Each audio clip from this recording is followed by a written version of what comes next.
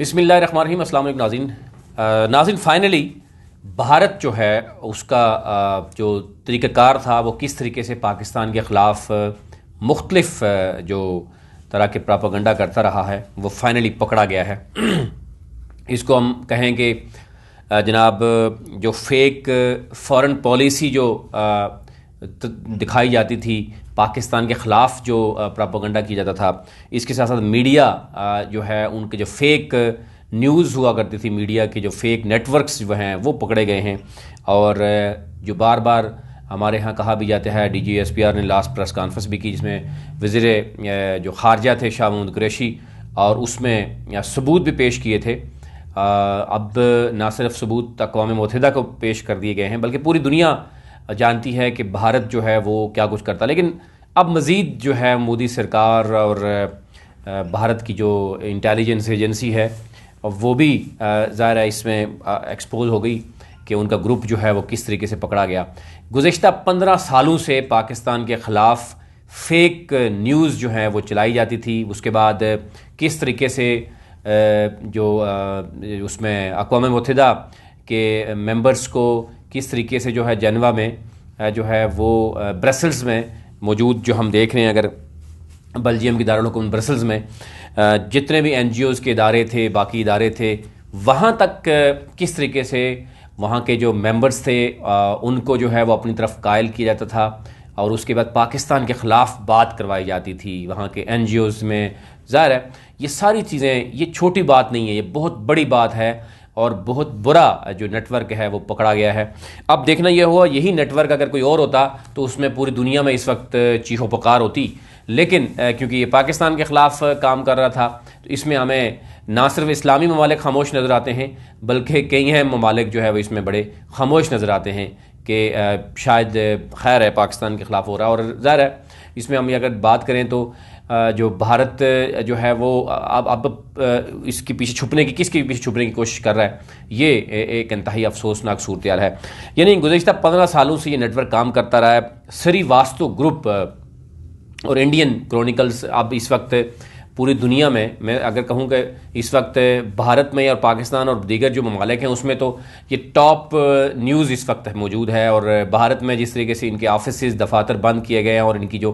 कारकर्दगी है वो भी अब तो पिछले उसे भारत में भी बहुत से आपको चैनल्स और न्यूज़ में भी नज़र आएगा कि ये ग्रुप क्या करता रहा है। एनी हाउ आपसे ये ज़रा शेयर करते हैं बड़ी आसान तरीन तरीके से कि ये ग्रुप कैसे काम करता था, किस तरीके से पाकिस्तान के ख़िलाफ़ वहाँ पे एहतजाज होता था, और भारत की जो फ़ॉरेन पॉलिसी है उसमें क्या किरदार अदा करते थे, और उसमें खुफिया एजेंसीज़ जो भारत की हैं वो क्या रोल प्ले करती थी, भारत के जो हुकूमत है, भारतीय हुकूमत, उसमें कौन कौन से लोग बड़े क्लोज रहे हैं इसके जो श्रीवास्तव ग्रुप है वो चलाने में। तो आपको अंदाज़ा खुद हो जाएगा कि किस लेवल की चालाकी और दो नंबरी जो है वो भारत करते हुए पकड़ा गया है। अब एक साल पहले भी बहुत सी चीज़ें सामने आई और मज़ीद एक साल बाद कि ये ग्रुप जो है वो पकड़ा गया। एनी हाउ ये तकरीबन 15 साल से कहा जा रहा है कि पाकिस्तान के ख़िलाफ़ जो फेक न्यूज़ थी, गुमराह कुन न्यूज़ जो है वो पाकिस्तान के ख़िलाफ़ जो है फैलाई जा रही थी, और अब ये फाइनली ये नेटवर्क एक साल पहले भी और अब नए तरीके से काम करते हुए दूसरे साल भी बुरी तरह से पकड़ा गया है। और अब अक़वाम मुत्तहिदा के इदारे और ख़ुसूसी तौर पर बेल्जियम में जो मौजूद इदारा है जो काम इस पर करता है, EU डिस इन्फो लैब जो है, उसने जो है वो बड़ी तहकीक करके इसको पकड़ा है। और अब की बार जो है वो अब वो निकलने से कासिर हैं और अपने दफातर और अपने जो नंबर्स हैं वो ब्लॉक करते हुए नज़र आते हैं। यूरोपीय यूनियन में फ़ेक न्यूज़ के हवाले से अगर हम बात करें तो काम करने वाले जो इदारे हैं EU डिस इन्फो लैब, उसके मुताबिक ये ग्रुप जो पकड़ा गया है, एक साल पहले भी कुछ चीज़ें सामने आई, उसके बाद जो है मज़ीद चीज़ें सामने आई। ये पकड़े कैसे गए हैं, यानी ये ग्रुप जो था वो कर क्या रहा था, किस वजह से, कहाँ पे शक हुआ और किस वजह से पकड़ा गया। सबसे अहम तो ये था कि EU डिस इन्फो लैब के मुताबिक उन्होंने कहा कि एक मुर्दा प्रोफेसर जो थे वो कई गैर फ़ाल तंजीमों और 750 जाली मीडिया ऑर्गेनाइजेशन को 15 साल से ये जो जारी था वसी नेटवर्क, ये इंडियन मफादात के लिए काम करता था और अपने पाकिस्तान जो पड़ोसी मुल्क है उससे दुश्मनी इस हद तक थी कि अखबारात और मतलब मीडिया पर जो है वो एक बनाने के लिए और दुनिया के मीडिया को बताने के लिए इस तरीके से ये काम करता था। अब उसमें ये कहा गया कि जब एक प्रोफेसर को जिसकी डेथ 2006 में हो चुकी है, 2007 में जो है वो मुख्तलिफ न्यूज़ में उस शख्स को देखा गया कि वो तो 2006 में डेथ हो गई, 2007 में वो कैसे शख्स जो है वो उसकी प्रेजेंस कैसे हो सकती है और मुख्तलिफ अखबारों में कैसे मुख्तलिफ न्यूज़ कैसे फैल सकती है। इस पर जब तहकीक हुई तो पता चला कि दर हकीकत जो है वो इंसानी हुकूक के कवानीन के बानियों में शुमार होता था इस शख्स का। इनकी उम्र जो है 92 बरस थी और 2006 में इनकी डेथ हुई। लेकिन EU जो डिस इन्फो लैब है उसकी जो एग्जीक्यूटिव डायरेक्टर हैं अलेक्जेंडर, उन्होंने BBC समेत मुख्तलिफ इदारों से गुफ्तगू की और उन्होंने कहा कि उन्होंने डिस इन्फॉर्मेशन फैलाने की गरज से मुख्तलिफ स्टेक होल्डर्स पर मुश्तमल किसी भी नेटवर्क में इतनी अहम जो है वो नेटवर्किंग नहीं देखी, इतनी हमआहंगी नहीं देखी कि जो इस ग्रुप में नज़र आती है। तो ये ग्रुप आम ग्रुप नहीं है, इस ग्रुप के पीछे जो है वो बहुत बड़ा हाथ मुलव्वस है। आल्दो कि उन्होंने इंडियन खुफिया एजेंसी का जिक्र नहीं किया, लेकिन उन्होंने कहा कि ये आम जो शख्स जो नज़र आ रहा है बाज़ाहिर वो ऐसा नहीं नज़र, इसमें बहुत बड़ी फंडिंग है, इसमें बहुत बड़ा नेटवर्क जो है वो इन्वॉल्व है। अलेक्जेंडर ने कहा कि इस नोयत का इतना बड़ा नेटवर्क जो है इससे कबल कभी नहीं उन्होंने देखा। और गुज़श्ता साल भी उन्होंने, क्योंकि इस नेटवर्क में हम देखा कि ख़बरें आई थी, चली भी थी, इस नेटवर्क के बारे में तहकीक सामने लाने के बावजूद इसने अपना काम थोड़ा सा चेंज करके जो है वो जारी रखा। अब इसमें बहुत बड़े बड़े नेटवर्क मौजूद हैं। इसमें भारत के अंदर जो न्यूज़ एजेंसीज़ हैं वो इसमें मुलव्वस रही हैं। और आप जानते हैं अगर कोई न्यूज़ एजेंसी मुलव्वस हो, जैसे पाकिस्तान में बड़ी बड़ी न्यूज़ एजेंसीज़ हैं, अगर वो न्यूज़ एजेंसी मुलव्वस होगी और वो कोई फेक खबर बनाने के बाद वो फैला देगी तो डेफिनेटली वो थाउजेंड्स ऑफ न्यूज़पेपर्स या सैकड़ों की तादाद में न्यूज़पेपर्स के पास पहुंच जाती है। और कोई भी न्यूज़पेपर ज़रा वो एक एजेंसी को जब देखता है, न्यूज़ एजेंसी को देखता है, तो डेफिनेटली वो ख़बर एज इट इज़ जो है वो प्रिंट हो जाती है या वो ख़बर जो है वो टेलीविज़न पे चलाई जाती है। जब भी कोई इस तरह की खबर होगी तो डेफिनेटली न्यूज़ एजेंसी का मतलब हरगिज़ ये नहीं है कि न्यूज़ एजेंसी फेक खबरें फैलाती है। लेकिन यहाँ पर हमने देखा कि भारत में न्यूज़ एजेंसीज जो चला रहे हैं वो कौन लोग हैं, उनका जो है खुफिया एजेंसी से क्या ताल्लुक़ है, उनका भारत में BJP की से क्या ताल्लुक़ है। और ज़ाहिर है ये 15 सालों से काम चल रहा था और अब मज़ीद काम तेज़ हो चुका था जब से मोदी सरकार जो आई थी और उनकी फंडिंग भी बढ़ गई थी। और आपने देखा होगा बारहा भारत की जानब से बड़े सरेआम कहा गया है कि जनाब उन्होंने तो पाकिस्तान में जो CPEC है उसके ख़िलाफ़ एंटी CPEC एक सेल भी बना रखा था, जिसमें ख़ुद वो मौसूफ जो है वो एक्सपोज हो गया कि 80 अरब रुपए उन्होंने रखे हुए थे सिर्फ एक एंटी CPEC सेल के लिए। इसके अलावा आप खुद सोच सकते हैं कि किस लेवल का ये नेटवर्क जो है चलाया जा रहा था। अब इसमें उन्होंने कहा जी कि आल्दो 1 साल पहले पकड़े गए, लेकिन फिर भी उन्होंने किसी और तरीके से अपना काम जारी रखा, जिससे ज़ाहिर ये होता है कि ये कितना मजबूत और बासर नेटवर्क है और वो भारत के मफादात के लिए ये काम करता है। और इसमें नेटवर्क में सिर्फ वो लोग इंटरेस्ट नहीं रखते बल्कि इसके पीछे माली फ़ायदे भी उनको बहुत ज़्यादा हो रहे हैं, जिसकी वजह से वो किसी न किसी तरीके से जो है वो दोबारा से उस पर आ गए। अच्छा, अब इसमें ये भी देखा गया कि वो क्या करते थे, पाकिस्तान के ख़िलाफ़ किस तरह की जो है वो ख़बरें फैलाई जाती थी। अगर वो आपको बताएं, एक तो आपने देखा होगा कि फ्री बलूचिस्तान के नारे वहाँ पर हमें नज़र आए, जो वो लोग बात करते थे जो कभी पाकिस्तान आए कोई नहीं। ये तहकीकात हुई हैं कि वो लोग जो पाकिस्तान के बारे में जानते ही नहीं है, कश्मीर के बारे में नहीं जानते, उनके मुँह में ऐसे अल्फाज किस तरीके से जाते रहे जो वहाँ पर बेल्जियम में जो दारुल हुकूमत जो है ब्रसल्स में जो इदारे जो NGOs मौजूद हैं और बाकी इदारे मौजूद हैं वहाँ पर किस तरीके से उन अल्फाज तक पहुँचे। और यहाँ तक कि कुछ वहाँ पर जो लोग पाकिस्तान के ख़िलाफ़ या बलूचिस्तान या इस हवाले से बात करते रहे, जब उनसे पूछा गया, बाकी इदारों ने पूछा, तो वो कहते हैं कि वो they never been in Pakistan, और वो पाकिस्तान में भी नहीं गए और वो जानते भी नहीं है ना इस खित्ते की सियासत के बारे में या इस रीजन के बारे में उनके पास कोई किसी किस्म का इल्म है। तो इसका मतलब एक वाज़े नज़र आया कि इस ग्रुप का मतलब श्रीवास्तव ग्रुप जो था, जिसने सैकड़ों की तादाद में वेबसाइट्स बनाई हुई थी, NGOs कुछ गैर रजिस्टर्ड थी, कुछ रजिस्टर्ड थी, उनके नुमाइंदों को वहाँ पर मिलते थे और उसके बाद पाकिस्तान के ख़िलाफ़ और भारत के मफादात के लिए जो है वो काम हो रहा था। उसका मतलब सिर्फ यही था कि लॉबिंग करना और लोगों तक पहुँचना और जो पार्लियामेंटेरियंस हैं उनको जो है वो पाकिस्तान के ख़िलाफ़ जो है वो और जो इस रीजन में, इस खत्ते में जो मफादात हैं भारत के, उसके लिए वो करना था। इसमें आपने देखा होगा कि अब फ्री बलोचिस्तान के हवाले से जो गुफ्तगू होती रही, फिर PDM को सपोर्ट किया गया, अब PDM को सपोर्ट करने की बात की जा रही है और पाकिस्तान में जो NGOs के कुछ नेटवर्क थे उनको भी सपोर्ट किया गया। और आपको याद होगा कि जब चौधरी निसार अली खान इंटीरियर मिनिस्टर थे तो उस वक़्त कुछ NGOs को बाकायदा तौर पर ना सिर्फ यहाँ से भेज दिया गया था बल्कि उनको यहाँ ब्लॉक कर दिया गया था, क्योंकि उनकी फंडिंग और उनके जो यहाँ पे तौर तरीके थे वो बहुत ही ख़तरनाक थे। लेकिन खामोशी इसलिए इख्तियार की गई थी कि बाकी जो दीगर अच्छी NGOs काम करने वाली हैं ताकि वो मुतासर ना हो। एनी हाउ, बेल्जियम के दारुल हुकूमत ब्रसल्स में काम करने वाले जो इदारे हैं EU डिसइंफो लैब, उन्होंने अपनी नौयत की एक तहकीकात की हैं और उसमें उन्होंने कहा कि मुसलसल 2 सालों से वो इस पे काम कर रहे थे, अब फाइनली वो इस लेवल तक पहुँचे हैं। अब तहकीक के मुताबिक ये नेटवर्क जेनेवा में अक़वाम मुत्तहिदा की कौंसल बराए इंसानी हुकूक, क्योंकि आपको पता है सबसे ज़्यादा इशूज़ जो हैं वो मकबूजा कश्मीर में रहे, जहाँ पर मकबूजा कश्मीर की आवाम की जो बात है वो इस्लामी ममालिक समेत बाकी पाकिस्तान हमेशा जो है वो एहतजाज यही करता रहा है कि क्यों नहीं आवाज़ उठाई जाए। लेकिन दूसरी तरफ से आप जो देखेंगे किस तरह का नेटवर्क रहा है कि वो उन लोगों तक गलत और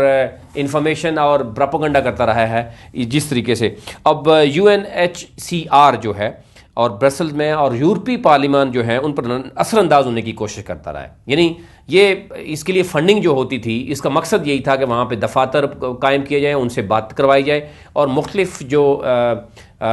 ममालिक में जो फेक न्यूज़ फैलाई जाती थी, यानी मुख्तलिफ वेबसाइट्स मौजूद होती थी लेकिन उन पर असरअंदाज जो है होकर उनसे ख़बर जो है वो प्रिंट करवाई जाती थी और ख़बरें जो है फैलाई जाती थी। अब ये नेटवर्क मशकूक या जाली NGOs और 700 से ज़ायद जाली मकामी मीडिया इदारे, उसमें कुछ इदारे पाकिस्तान में भी थे, मुख्तलिफ इदारे होते हैं, उनको फंडिंग करके उनको ख़बर भेजना और उनको भी ये शायद इल्म नहीं होता कि इस मकसद इसका क्या है। फ़र्ज़ी शनाख्त इख्तियार करके या दूसरों की शनाख्त चुरा कर, ये एक केस में तो इंसानी हुकूक पर काम करने वाली एक गैर इंतहाई मुख्तबर शख्सियत को ज़िंदा करके, जो पहले मैंने एग्जाम्पल दी कि ये इस तरीके से भी करते रहे हैं कि बहुत से ऐसे बड़े नाम जो मीडिया के नाम पे हों या पार्लियामेंट के हों उनकी शनाख्त को चुरा कर और इस तरह की जो फ़र्ज़ी शनाख्त इख्तियार करके वो ख़बर बनती थी और फिर फैलाई जाती थी ख़बर और उस शख्स को इल्म तक नहीं होता था। इसके अलावा इस नेटवर्क की हिकमत अमली का बड़ा अहम जो जुज़ था वो ये था कि मीडिया के जाली मकामी इदारों पर शाया होने वाली ख़बरों को इंडिया की सबसे बड़ी न्यूज़ वायर एजेंसीज जो थी, एशियन न्यूज़ नेटवर्क इंटरनेशनल जो है ANI, आप जानते हैं एक बहुत बड़ा इंडिया की एक बहुत बड़ी न्यूज़ एजेंसी है, इसके ज़रिए मोतबर ज़ाहिर करे और मज़ीद आगे फैलाए। अब जो लोकल थी और इस तरह के नाम भी फेक रखे गए थे, यानी मुख्तलिफ ममालिक में, अब जेनेवा में, ब्रसल्स में, बेल्जियम में मुख्तलिफ ऑफिस थे और ये लोग पीछे वो खुद मौजूद होते थे, वेबसाइट्स मौजूद होती थी और ये शो किया जाता था कि ये सारे वहाँ के जो है वो अखबारात हैं, वहाँ के जो न्यूज़ एजेंसीज़ हैं वो ख़बर लगा रही हैं। और इस तरीके से ये नेटवर्क जो है वो इतना मुनज़्ज़म था और इतना बड़ी फंडिंग इसके लिए थी और इतना इस तरीके से मुनज़्ज़म तरीके से काम कर रहा था। तो इसलिए तमाम तर इदारे यही समझते हैं कि इसके पीछे जो है वो बहुत बड़ी फंडिंग इन्वॉल्व है, मुल्क की मफादात इन्वॉल्व हैं और इसमें खुफिया हाथ इस्तेमाल हुआ, अदरवाइज़ ये इस तरीके से शायद ना काम कर सकते। अदरवाइज़ वो यही सवाल उठा रहे हैं कि इसका भारत को क्या फ़ायदा होता है, एक भारत के एक फ़ेक न्यूज़ बनाकर किसी शख्स को क्या फ़ायदा होता पाकिस्तान के ख़िलाफ़। उसके अंदाज़ा हो जाता है कि इसके पीछे किसका हाथ था। EU डिसइंफो लैब ने इस नेटवर्क के पीछे श्रीवास्तव ग्रुप को मुलव्वस पाया। वो इसे मालूमात या हतमी तौर पर साबित अब वो कह रहे हैं कि नहीं कर सके कि इसके पीछे क्या कोई खुफिया हाथ मुलव्वस है या कौन मुलव्वस है। अभी तक ज़ाहिर इस पर तहकीकात जो है वो जारी हैं, लेकिन ज़ाहिर है जो बड़े बड़े तजियाकार हैं और जो समझते हैं, जो तहकीकाती इदारे हैं, वो समझ चुके हैं कि इसके पीछे मकासद क्या थे। डेफिनेटली जब मकासद समझ आ जाएगी कि भारत के मफादात के लिए और पाकिस्तान के ख़िलाफ़ इस्तेमाल हो रहा है एक इदारा और उसने 700 से ज़ायद जाली न्यूज़ एजेंसीज़ बनाई हैं वो अक़वाम मुत्तहिदा पर जो है वो असरअंदाज हो रहा है, वहाँ के NGOs पर असरअंदाज हो रहा है और इंसानी हुकूक के हवाले से उनको गलत गाइड कर रहा है और अपने फेवर में और पाकिस्तान के खिलाफ। इससे अंदाज़ा हो सकता है कि इसकी मेन ऑब्जेक्टिव क्या था।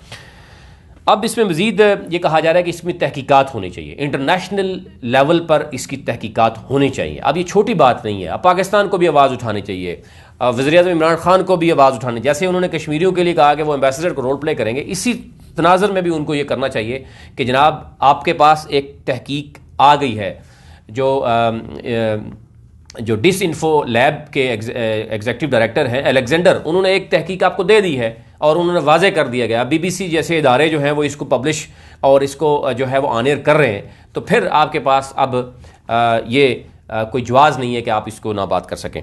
अब अलेक्जेंडर ने यह भी कहा कि उन्होंने BBC से बात की, उन्होंने बाकी इदारों से भी बात की। इस वक्त ज़ाहिर है उनको मुख्तलिफ इंटरनेशनल न्यूज़ इदारे जो हैं वो उनको ले रहे हैं। उन्होंने कहा कि जिस नोयत का ये ऑपरेशन है और जितनी वसी इसकी पहुँच है, ये काफ़ी गौर तलब बात है और इतना बड़ा ऑपरेशन आप महज चंद कंप्यूटर के साथ नहीं कर सकते। इसके पीछे एक बहुत बड़ी टीम बैठी है जो शायद उस तक वो पहुँच नहीं सके। इसके लिए मनसूबाबंदी करना ज़रूरी। उन्होंने कहा कि इस तक पहुंचने के लिए ज़ाहिर है इस लेवल की हमें भी ज़रूरत पड़ती है। और दिल्ली में और इस तरह के पोश्तरीन एरियाज़ में जो इनके ऑफिस थे, अगर ब्रसल्स में उनके पास ऑफिस मौजूद थे, उनके पास टीम मौजूद थी, तजर्बाकार लोग मौजूद थे, लेकिन एक टीम ऐसी है जो खुफिया है, जो इनको हर तरह की रहनुमाई दे रही है। वो खुफिया टीम कहाँ बैठी है, वो हज़ारों की तादाद में लोग कहाँ बैठे हैं, बहुत बड़ा सवाल उन्होंने उठाया है। इंफॉर्मेशन नेटवर्क पर गहरी नज़र रखने के लिए के वाले मुतबत तजियाकार बैन नमो ने भी BBC को कहा कि ये इंतहाई मुस्तकिल मजाज और पचीदा नोयत का ऑपरेशन है, लेकिन इन्हें भी वाज़े नहीं कि इसके पीछे किसका हाथ है और इसकी हाथ जिसका भी हाथ है वहाँ तक पहुँचना ज़रूरी है। अब वहाँ तक पहुँचेंगे तो डेफिनेटली आपको अंदाज़ा हो जाएगा कि ये कैसे होगा।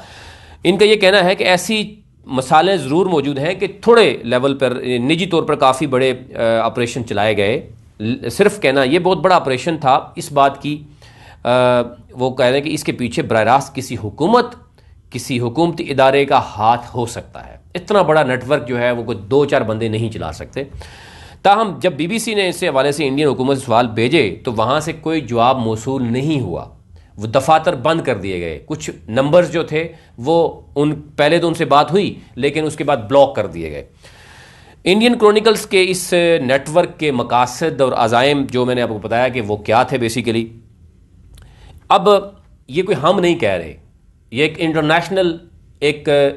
वो इदारा जिसका मकसद ये है कि यूरोपीय यूनियन में जो गलत खबरें चलाई जाती हैं, जो डिसइंफॉर्मेशन मौजूद होती हैं, वो उसको बाकायदा तौर पर देखते हैं और उसके पीछे देखते हैं कि वो क्या है, कौन मकासद क्या है। उसमें ये कहा गया है इस तहकीक की सबसे अहम बात अक़वाम मुत्तहिदा से तस्लीम शुदा 10 NGOs का श्रीवास्तव ग्रुप से बराह रास्त तल्लुक़ साबित कर देना, ये बहुत बड़ी बात है। इसका मतलब ये हुआ कि यहाँ पर बड़ी बड़ी जो पैसा है, बड़े बड़े जो एजेंसीज़ हैं, वो अक़वाम मुत्तहिदा क्या, वो UNO क्या, वो किसी भी इदारे के लोगों को, इसका मतलब है कि वो अप्रोच करके अपने मकासद जो है वो इस्तेमाल कर रहे हैं। और जो लोग जो गरीब ममालिक हैं जो आवाज़ उठाते हैं, तो इसीलिए इंसानी बुनियादी हुकूक की जो खिलाफ वर्जियाँ हो रही हैं वहाँ तक उनकी नज़र नहीं आती। तो ये एक बहुत बड़ा एक्सपोज कर दिया है इस पूरे सिस्टम को। इसमें अक़वाम मुत्तहिदा के जो पार्लिमान है वो भी एक्सपोज हो गए कि वो किसी की खातर किसी चंद लोगों की बातों में आकर वो इस कदर जो है बग़ैर तहकीक के, बग़ैर विज़िट किए मकबूजा कश्मीर या पाकिस्तान को, वो इस कदर जो है वह इंसानी हुकूक, बुनियादी इंसानी हुकूक की जहाँ खिलाफवर्जी होती रही वहाँ पर वो खामोश नज़र आए। इसके अलावा ये भी कहा गया कि 550 से ज़ायद न्यूज़ वेबसाइट्स, इसके अलावा मशकूक NGOs, कई ऐसे गैर कानूनी इदारे, कई ऐसे गैर registered think tanks Srivastava group से बराह रास्त तल्लुक़ था इनका। और इस तहकीक में यह भी साबित किया गया कि बैनुल-अक़वामी सतह पर जो इंडियन मफादात को फैलाती यानी ख़बरें जो थीं ये सारे ग्रुप की, वो इंडियन मफादात को फैलाती थी और पाकिस्तान के ख़िलाफ़ हर्जा सराई जो है वो करती थी। ये एक बड़ा वाज़े और पिन पॉइंट कर दिया गया, ये एक लाइन में बड़ा क्लियर है। इससे अंदाज़ा हो सकता है कि अगर जो भारत के मफादात को देखती थी ये सारी की सारी साइट्स, ये सारी सारी फेक साइट्स भारत के मफादात को देखती थी और पाकिस्तान के ख़िलाफ़ इस्तेमाल होती थी, तो उससे आप अंदाज़ा लगा सकते हैं कि ये इस ग्रुप के पीछे कौन था, इस ग्रुप के पीछे पैसा किस मुल्क का था, और फिर कहते हैं कि पीछे छुप के वार कौन करता है और सामने कौन क्या कहता है। एनी हाउ ज़ाहिर है ये तो उनके मिनिस्टर्स और उनके बहुत से लोग बहुत कुछ कह चुके हैं कि हम क्या कुछ कर रहे हैं, कहाँ कहाँ पे लगा रहे हैं, वो तो पहले ही एक्सपोज हुए हैं। इसमें एक और भी कहा गया कि सब ये बताया गया कि श्रीवास्तव ग्रुप के इस ऑपरेशन का आगाज़ तकरीबन 2005 से शुरू हुआ, जो कि UNHRC के क़याम से चंद माह कबल था। और उसके बाद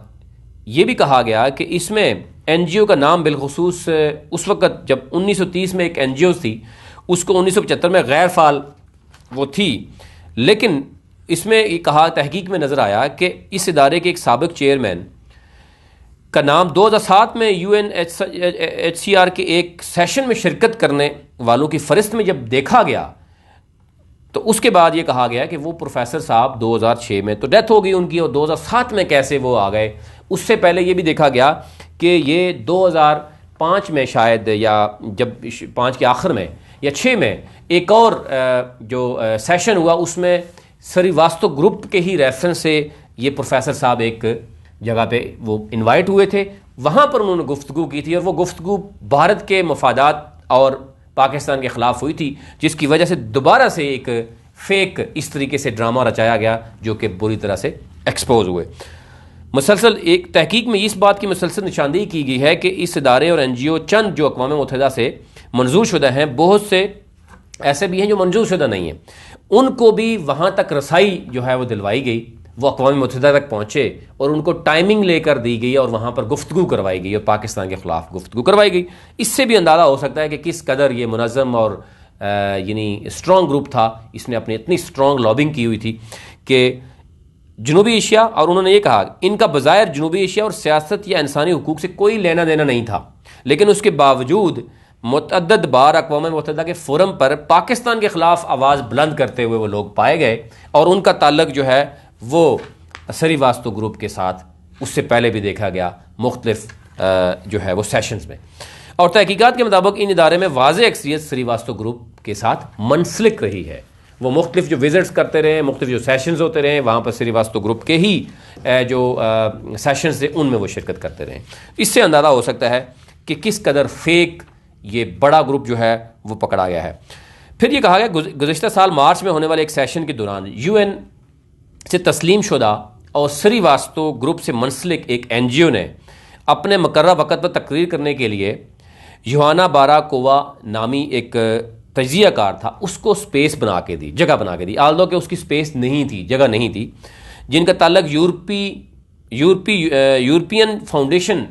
फॉर साउथ एशिया से था, जो अक़वाम मुत्तहिदा से मंजूर शुदा नहीं है, लेकिन उसको वहाँ पर स्पेस बनाई दी गई और वहाँ पर उसने पाकिस्तान के ख़िलाफ़ तकरीर की,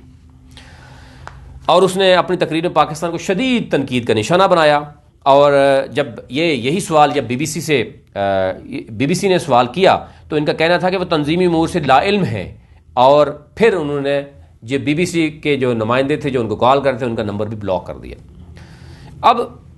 अब ये एक और चीज़ भी देखी गई कि 2015 में हुकूमत पाकिस्तान की शिकायत पर अक़वाम मुत्तहिदा ने अफ्रीका से तल्लुक़ रखने वाली ऐसी 3-4 NGOs को जो मंजूर शुदा हैसियत में काम कर रही थी, उनको जो है वो किया था, अक़वाम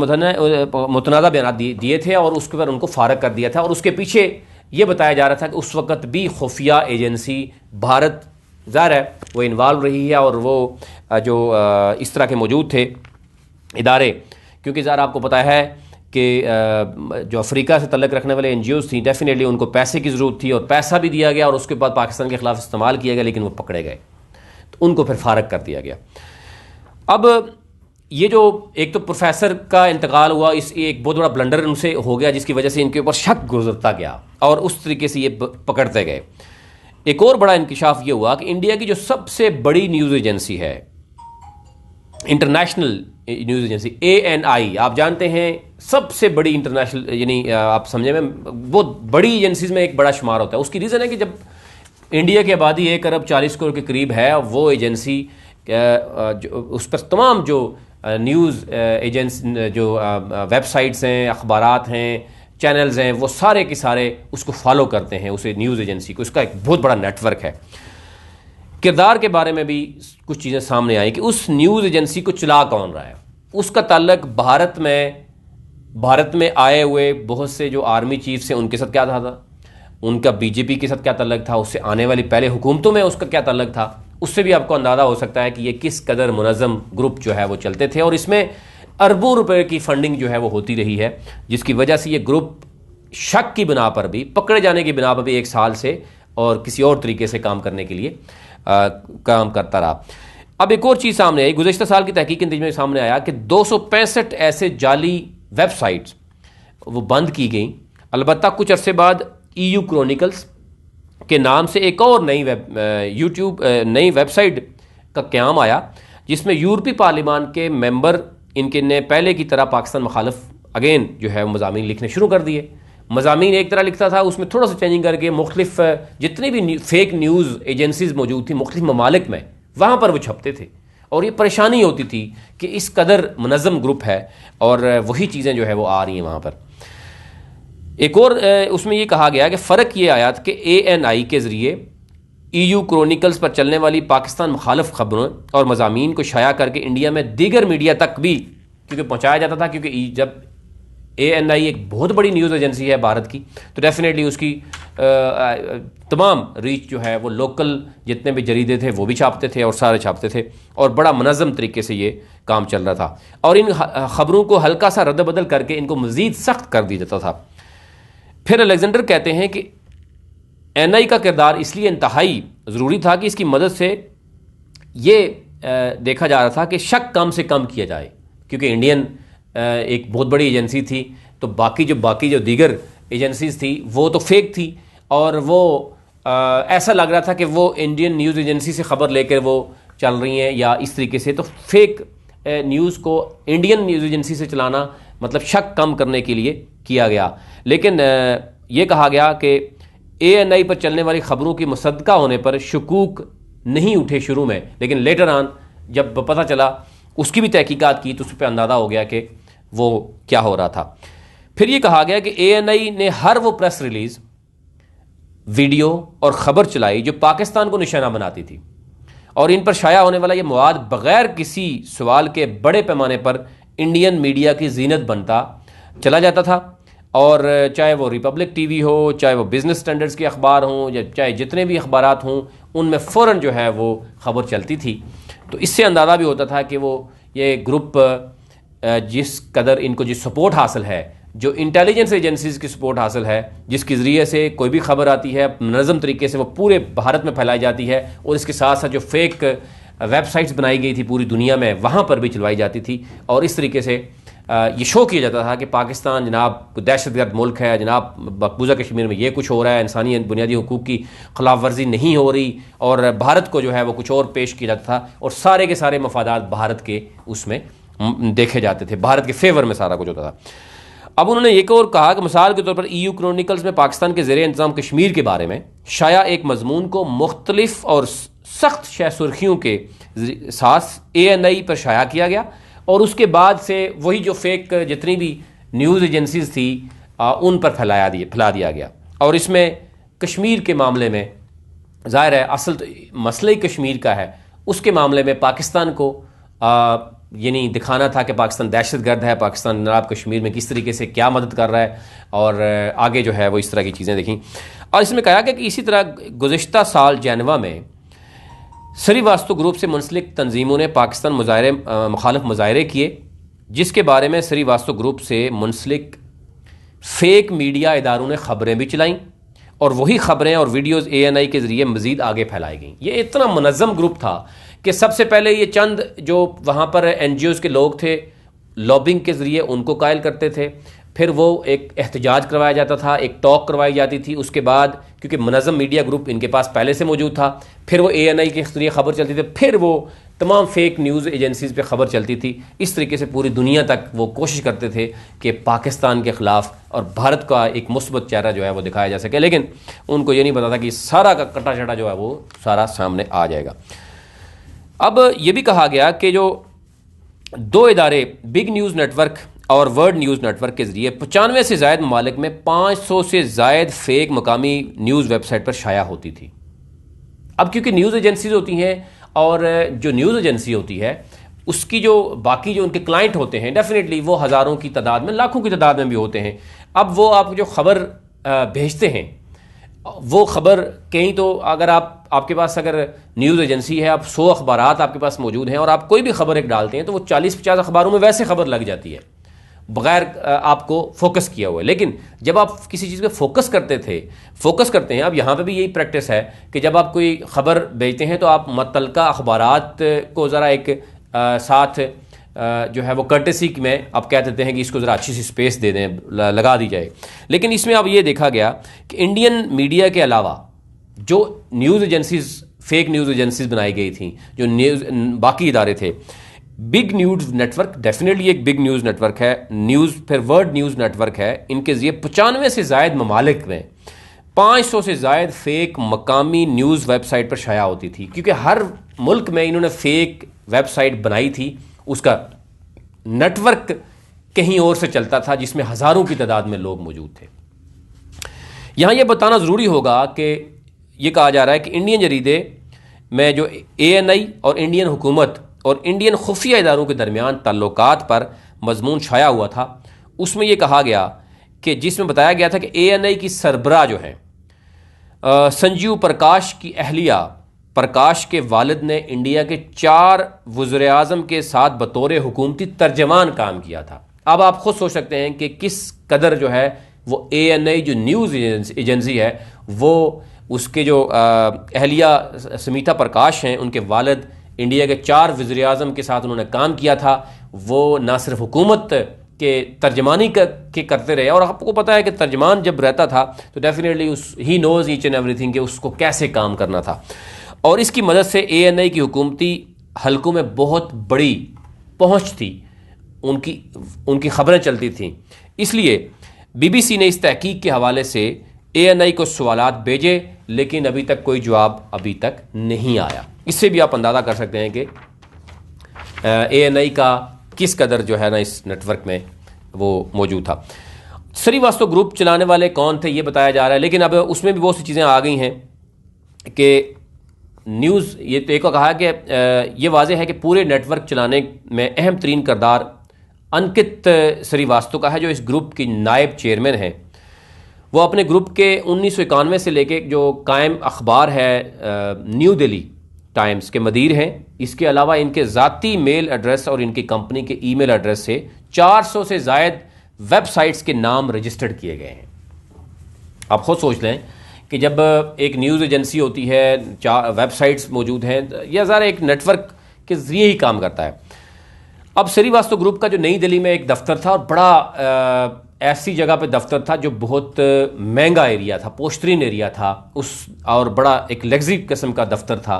और वहाँ पर जब ये कहा गया कि उनका कोई नुमाइंदा गया पहले, तो वहाँ पर उसको अंदर जाने से जो है वो रोक दिया गया और किसी सवाल का जवाब नहीं दिया गया। लेकिन ये सवाल ज़रूर उठा कि इतना महंगा तरीन पोश एरिया में इतना बड़ा दफ्तर, इतना लग्जरी दफ्तर, वो पैसा कहाँ से आता है और इसका मकसद क्या था। आप सिर्फ इसमें ऑब्जेक्टिव पे जाएंगे कि इन सारी चीज़ों का ऑब्जेक्टिव था क्या था, पैसा कहाँ से आता था। क्या वो जो 100 से ज़ायद मुल्कों में जो खबरें फैलाई जाती थी पाकिस्तान के ख़िलाफ़ भारत के मफादात में, तो इस पे इसको फ़ायदा किसको होता था। इससे आपको अंदाज़ा हो सकता है कि इसके पीछे कौन है। फिर बात आई कि श्रीवास्तव ग्रुप एक पुरस्कार टेक्नोलॉजी कंपनी अगलाया वो चलाता था, जिसके मालिक का नाम बज़ाहिर इनको श्रीवास्तव है और इस कंपनी का पता भी वही है जो श्रीवास्तव ग्रुप के साथ मुंसलिक है। और ये कंपनी क्या करती थी ये भी बताया गया। ये बताया गया कि एक इश्तिहार से दावा किया गया था कि इनके पास मुल्कों को नुकसान पहुँचाने की सलाहियत है। और ये 3 साल कबल अमरीकी जरीदे फोर्ब्स के दिए गए इंटरव्यू में उन्होंने इनको श्रीवास्तव ने दावा किया था कि वो सिर्फ इंडियन खुफिया इदारों को अपनी खिदमात और मसनूआत जो है वो फराम कर रहे हैं, और जासूसी करने वाले आलात और जो दीगर जो हैकिंग सिस्टम है जो हैक करते हैं आपका इस वक्त, क्योंकि आपको पता है पूरी दुनिया में टेक्नोलॉजी का दौर है, वो है। और उसमें उन्होंने ये दावा भी किया था कि वो सिर्फ अपनी खिदमात जो है वो इंडियन इंटेलिजेंस को देते हैं। अच्छा, EU डिसइंफो की रिपोर्ट में इनका जिक्र 2009 में एक वाक़े की शुरू में आता है और उसमें कहा गया जब जेनेवा में एक तकरीब में इंडियन डॉक्टर हर्षन कौर ने इल्ज़ाम लगाया कि इन्हें वो वहाँ पर डॉक्टर P श्रीवास्तव ने डराया और धमकाया, कहा कि वो इंडियन हुकूमत की बहुत सीनियर ओहदेदार हैं और लेटर ऑन ये कहा गया कि उनको भारत में आकर उनको जॉब से भी निकाल दिया गया और उनको बताया गया कि उनकी और ये बताया गया कि जब उनको तस्वीर दिखाई गई तो उन्होंने इस खातून को की तस्वीर भी पहचानी और कहा कि इसने मुझे धमकियाँ भी दी थी। एनी हाउ ये चीज़ें तो सामने आ गई। अब अक़वाम मुत्तहिदा और यूरोपीय यूनियन की इस नेटवर्क से उनका क्या रद्द अमल है, उन्होंने लाइलमी या नज़रअंदाजी क्यों शो की है। अब जेनेवा में श्रीवास्तव ग्रुप से मुंसलिक इदारों की हिकमत अमली है कि UNHRC के दफ्तर के बाहर मुजाहरे करें, प्रेस कॉन्फ्रेंस करें और मुख्तलिफ तकरीबात में शिरकत करके अपने बयानिया को पेश करें, अपनी लॉबिंग करें और भारत का जो चेहरा है, मकरूआ चेहरा है, उसको जनाब पेंट करके तो ऐसा शो किया जाए पूरी दुनिया को कि जनाब इनसे तो बड़ा कोई इंसानी जो है वो हमदर्दी के हवाले से या इंसानी हुकूक की जो तंजीमें हैं या इंसानी हुकूक के हवाले से कोई काम कर ही नहीं रहा। ये बेसिकली मेन ऑब्जेक्टिव था उनका जेनेवा में, ब्रसल्स उसमें। जबकि ब्रसल्स में यूरोपीय यूनियन जो यूरोपीय पार्लिमान में इस ग्रुप ने से वाबस्ता लोगों की कोशिश थी कि वो अपनी लॉबिंग के थ्रू मेंबर्स पार्लिमान की कुर्बत हासिल करें। उनको वो बुलाते थे, उनको खानों पे बुलाते थे, इनके ज़रिए पाकिस्तान के ख़िलाफ़ पार्लिमान में आवाज़ उठवाई जाए। उनसे वो मिलते थे, उनकी ये भी कहा जा रहा है कि उनकी कई तरह की ख्वाहिश भी पूरी की जाती थी और जाली मीडिया और इदारों में मजमून लिखवाए गए थे और कई दफ़ा लिख के दिए गए थे कि आप जनाब ये बात करें। और इस बयानिए के फ़रोग के लिए बैनुल-अक़वामी दौरे भी करवाए जाते थे और उनको अयाशी भी करवाई जाती थी। अब ये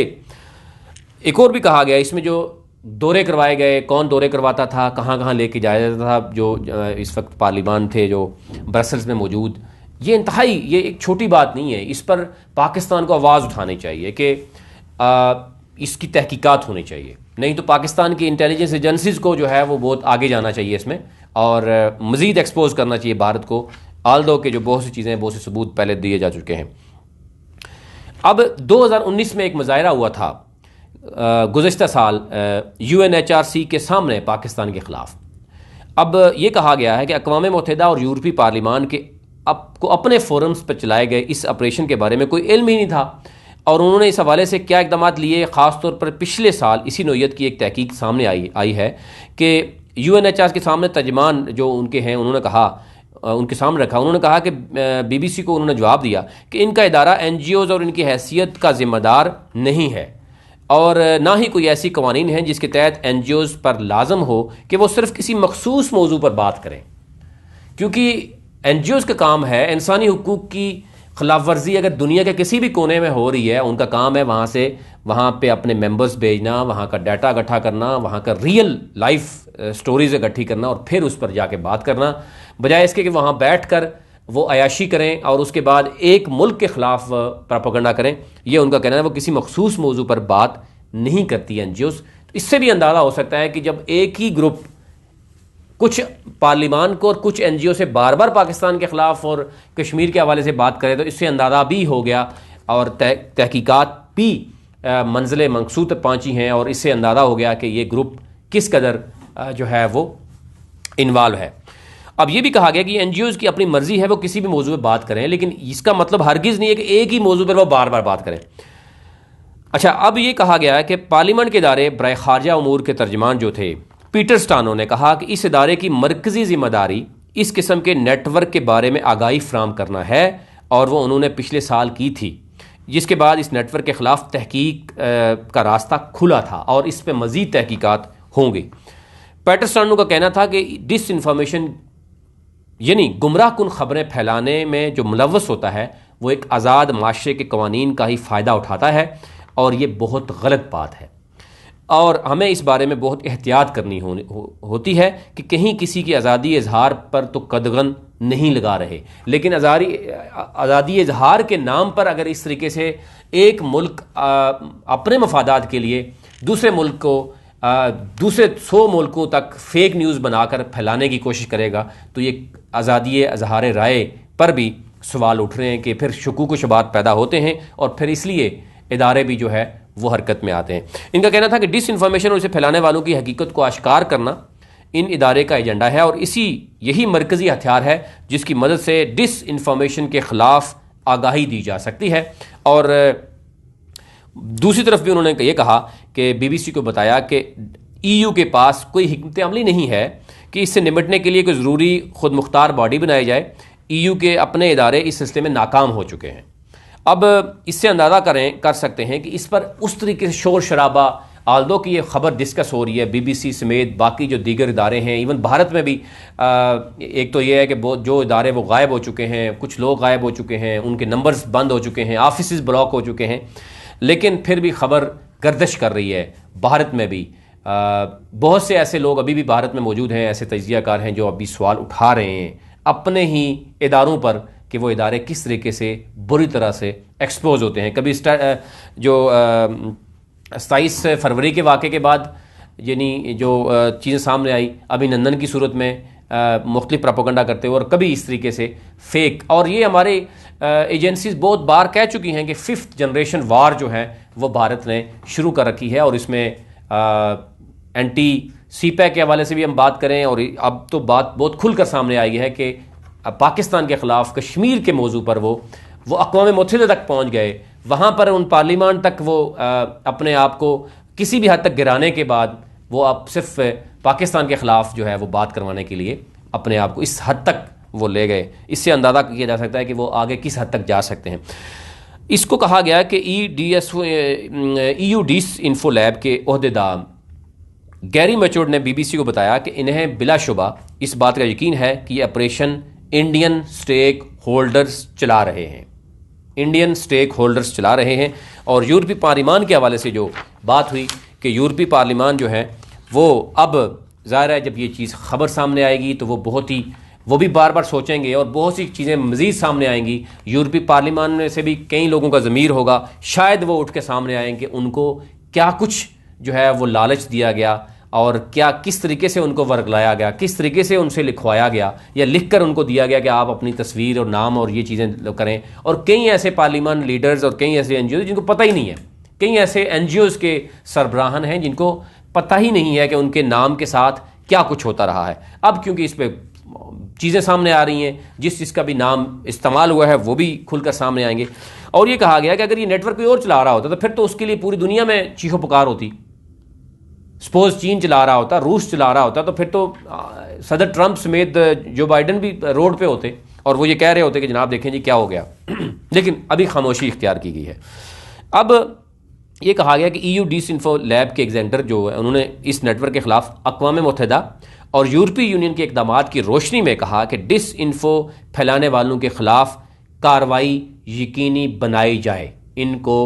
एक्सपोज किया जाए, इनके खिलाफ सज़ा इनको सुनाई जाए। अदरवाइज़ आज ये है कर रहा है, कल कोई और मुल्क जो है वो किसी और के ख़िलाफ़ करेगा। और इससे जो पार्लियामान है, स्पेशली